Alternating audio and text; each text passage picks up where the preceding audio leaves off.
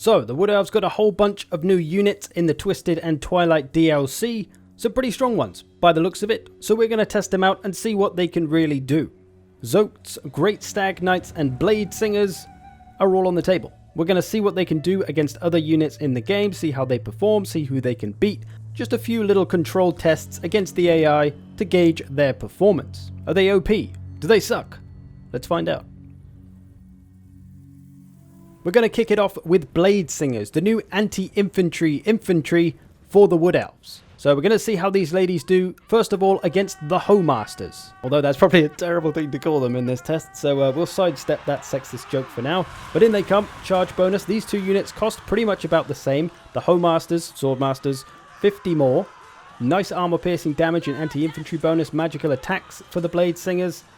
Doing some good damage so far. It's pretty even in the trade. The Homemasters of Swordeth dishing out as much as they're taking. And this could be a really great unit for the Wood Elves. That's one thing they've always been missing, is a good armor-piercing infantry. Because let's be honest, Wildwood Rangers have never really been up to task. These ladies, though, hit a lot harder. And they're doing work. They're getting rid of these Swordmasters of Hoeth. Pretty even, I think. Half health for the Bladesingers, half health for the Swordmasters. Who's going to do it? Well, I'll tell you, it's the Bladesingers. They are going to beat the Swordmasters of Hoeth with a fair bit of health left. Only a little bit, but still, they're not completely depleted as you might expect them to be, fighting a unit of very similar cost. But these ladies have done some work. They've routed off the Homemasters, proven that they can do some work. I also tested them against the Haganeth Executioners, but guess what? Nope, they couldn't stop the Bladesingers either. That's another unit that costs about the same though, 1200. So they can beat the other units in their price tier. Can they beat anyone more expensive though? Well, who better to ask than the old Chosen with Great Weapons, one of the best units since the dawn of Total War Warhammer. Let's see how the Bladesingers stack up against these big boys. They're heavily armoured, they got a lot of damage output, and they cost 250 more than the Bladesingers. So by price dictation alone, the Chosen with Great Weapons should be putting these ladies in the bin here. But we'll see how well they can do. Maybe they'll come close, maybe they'll beat them. Who knows? Fairly equal in the damage output so far. Well, I'll tell you what, these ladies are putting up a goddamn fight. The Lord getting involved there, ruining one of the tests, goddamn AI. But the other two are pretty fresh and untouched. And the Bladesingers have the advantage. It's looking like they could do it. I can't really believe it, but I think it's going to happen. One's wavering. Can this one hold on? The ladies outnumber them. They're winning there in terms of numbers. Can the Bladesingers beat the Chosen with goddamn great weapons? They shouldn't really do, because they don't cost as much by about 200, but it looks like they're gonna. Oh, scheisse, is all I can say. The Wood Elves have a very... Oh, they've done it. They've done it. They've beaten those two. They're probably going to beat the other one, even though it had the Lord interference. These Bladesingers are not messing around. They may be a little too strong. Who knows? Let's find out with the ultimate test of who's the best infantry. You know who it is. It's the Crimson Killers. They're the boys that could beat every other melee infantry in the freaking game in the Who's the Best test that we did in my Who's the Best test video.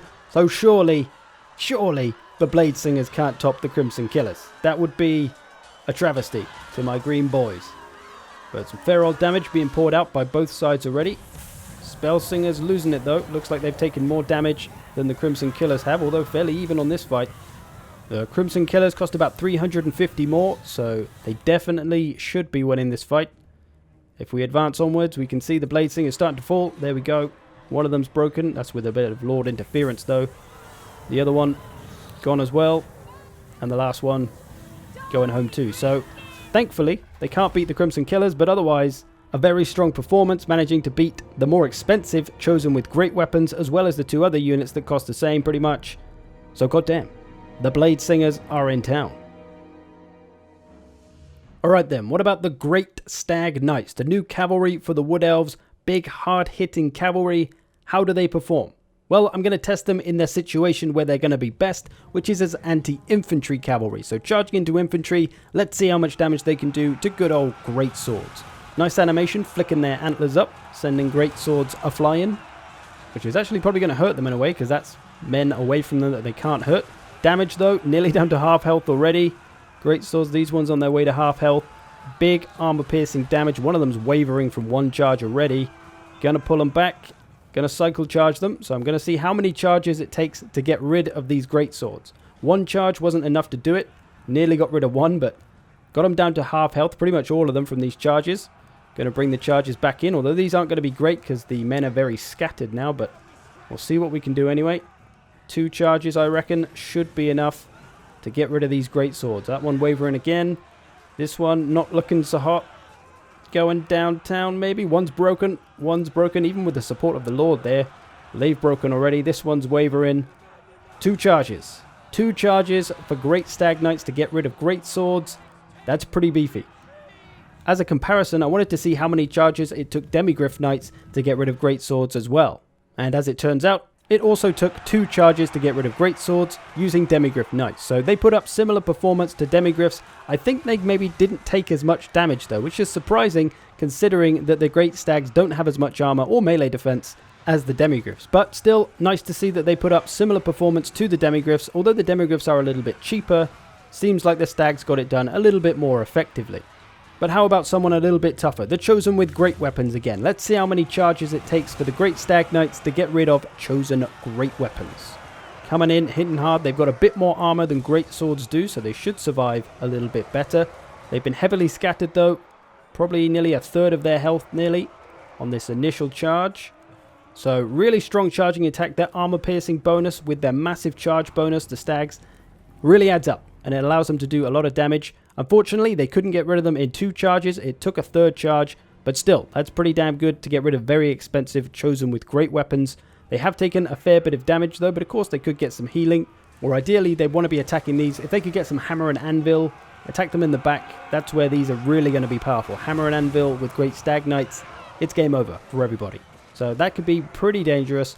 Very strong, hard-hitting cavalry, but not the toughest. You've got to be careful with them. And I did a few tests against cavalry as well, where the great stags performed really poorly, to be honest. They put out a bit of damage, but they took damage so quickly because of their lack of armor and melee defense that they really couldn't stand even against a non-armor piercing or anti-large cav like these Chaos Lances at all. So they really want to avoid other cavalry, at least charging into them. They can't take the charge. If they can charge into the back of a cavalry that's attacking somebody else, then they could maybe go after cavalry, but if they take a charge in the face, they can't handle it. It's game over for the stags then. At least with elite cavalry. Lesser cavalry that's cheaper or light cavalry might be okay, but given the expensive cost of this unit, you don't really want to waste their health by having them take charges from other cavalry. So really best not taking any kind of charge at all, just getting into the infantry. They probably want to avoid monsters as well, because that's not going to help them out. They're going to take too much damage. Best off as an anti-infantry cav, and they can do that incredibly well. I also tried out a few tests with the Regiment of Renown version of the Great Stag Knights. Tried them with the Great Sword test. Honestly, it was a very similar performance. They took them out in 2 charges. The only difference was that they took a bit less damage because they're ethereal. So for 500 extra cost, you're not really getting too much more damage performance, I don't think. A little bit, but not a great deal. You are getting a much tougher unit though that can survive a bit more. Can obviously take on a lot of different units, but does have to watch out for those units with magical attacks because they will ruin their lives. But otherwise, still a nice, strong, hard-hitting anti-infantry cav. What about the Turtle Ogres then? The Zoats. How well do they perform against anything? My first test was one of the best cavalries in the game, the Royal Altdorf Griffites. So throwing them in at the deep end here.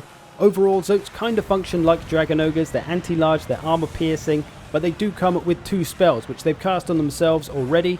Earthblood will give them a little bit of healing, and because they're close to each other, they might even heal each other as well, so they get some extra healing. And they also have Flesh to Stone, which gives them 60 extra armor for quite a while. So that could really help them out, but it doesn't look like the Zoats are getting it done here. The Royal Altdorf Griffites are a little bit too much. They are more expensive than the Zoats, so you would expect the Griffites to be able to bring it home, and it looks like they're going to. Although they did put up a good fight on these Griffites and did a fair bit of good old damage, but maybe taking on the top tier cavalry is not where they really should be used.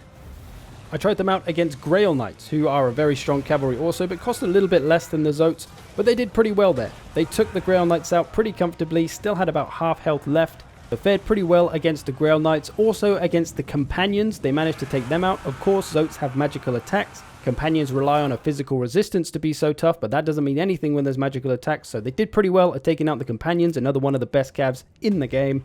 And how about another one of the best cavs with the Blood Knights, who don't have armor piercing damage, so may struggle against the Flesh to Stoned armor of the Zoats, which will be at 120. They only have 60 armor normally, so not the toughest armor to get through. But these Blood Knights, I even gave one unit a bit of healing as well. I gave Invocation of the Heck to one of these Blood Knights to see if that would maybe help them win, but apparently not. The Zoats can top the Blood Knights, only just though. It is pretty close, and the Zoats take a lot of damage in the process, even healing themselves and using Flesh to Stone. But as they both cost about the same, this is the kind of performance you would expect between these two units. Pretty even. Zoats able to take it though. Seem pretty good at taking out cavalry. At least maybe not armor-piercing ones like the Griffites, or ones without anti-large bonuses maybe. Overall, a pretty good anti-cav unit. What about Turtle Ogres versus Dragon Ogres? Who's the best kind of ogre? Well, we're going to find out right now. These two units, of course, very similar. Dragon Ogres do have superior combat stats though, but of course don't have the magical abilities, Flesh to Stone, the Earth Blood. Dragon Ogres though, of course, very, very good at taking out large stuff. Doing a pretty good job here, getting the better of the Zoats it seems. Routing one. This one's pretty even. A little bit of help from the Wood Elf Lord though. That cheeky Lord. One's broken, the other one's wavering. Dragon Ogres able to top their cousins. Their turtly cousins have gone home. So Dragon Ogres, still the best ogres in the game, although probably winning by default until now. But Zoats putting up a good fight. How about their single large monster performance? How well can Zoats take down a single monster? In this case, thematically a Skaven unit, a Hellpit Abomination. Sometimes these kind of monstrous infantry type units don't do too well against single large monsters, but they really do here. The Zoats really going to town on this Hellpit Abomination, taking it out, not taking too much damage in the process, getting a pretty good surround, having a unit behind. That's kind of saved them a little bit. But this Hellpit Abomination couldn't do anything. Damn good at taking out Hellpit Abominations at least, and maybe other similar single large monsters. I did even try their luck against the Arachnarok Queen, the best single anti-large monster in the game, but no. She costs nearly 800 more than the Zoats, so it's no surprise that she was going to win, but they did put some fair damage on her. So overall, Zoats really coming across as a great anti-large unit for the Wood Elves, something they've really been lacking, something with a bit of speed that can chase stuff down as well, or stop things rampaging around because it's quite high mass. So a really nice addition. The only monstrous infantry the Wood Elves had before was goddamn Treekin, and Lord knows they weren't doing a lot other than standing in the way, which they were really good at, to be fair. But the Zoats overall aren't going to be primarily as an anti-large unit because they have those spells. They can be a support unit. They can help out the infantry by healing them. They can use Stone to Flesh on them. Their role is going to be much more than simply anti-large, like in these tests. So there you go. 3 of the new units for the Wood Elves, all seeming pretty damn strong and pretty good at their job. Maybe the only one that's really overperforming was the Bladesingers. Beating the more expensive Chosen seems like a bit of a stretch. I think the Great Stag Knights and the Zoats though seem to be in a nice spot. They're not OP or anything. But hey, we'll see what creative ways the community comes up with to use them, and maybe they'll find a way to make them OP. But there we go. Bladesingers, Zoats and Stags. Let me know what you think. Thanks for watching. I hope you've enjoyed this. I'll see you in the future.